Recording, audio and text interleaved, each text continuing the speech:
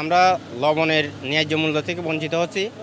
একটা salt group মানে লবণের একটা গ্রুপ সিন্ডিকেট করে আমাদের লবণের দামটা কমিয়ে এরা বিদেশ থেকে লবণ আমদানি করে আমাদের লবণের ন্যায্য দামটা আমরা কম পাচ্ছি।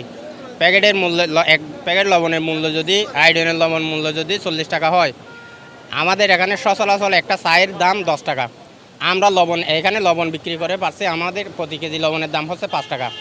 আমরা এই 5 টাকা দিয়ে আমাদের পরিবার চলতে পারছি না। দক্ষিণ চট্টগ্রামে প্রায় 25 লক্ষ মানুষ এই লবণ চাষ করে জীবিকা নির্বাহ করে।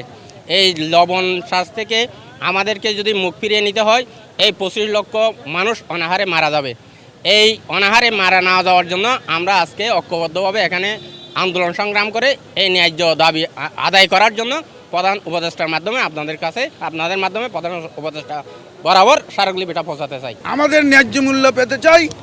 লবণের মূল্য মিনিমাম কেজি প্রতি 20 টাকা ফিল্ডে পেতে হবে, কিন্তু আমরা পাচ্ছি না। কেন পাচ্ছি না?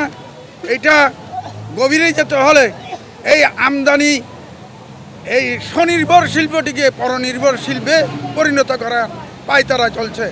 তাই আমরা এই বছর লবণ চাষিরা যদি লবণের ন্যায্য মূল্য না পায়, আগামী বছর এই লবণ শিল্পের জন্য চাষি হিসাবে আমরা মাঠ পর্যায়ে কোনো উদ্যোক্তা পাবো না এবং লবণ ব্যবসা করবে না।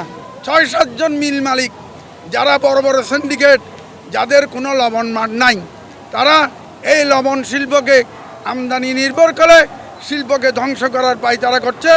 আমাদের রক্তের বিনিময়ে হলেও, আমরা জীবনদানের বিনিময়ে হলেও আগামীতে আমরা এরকম কর্মসূচি দেব যাতে কক্সবাজার পুরা অচল হয়ে যায়।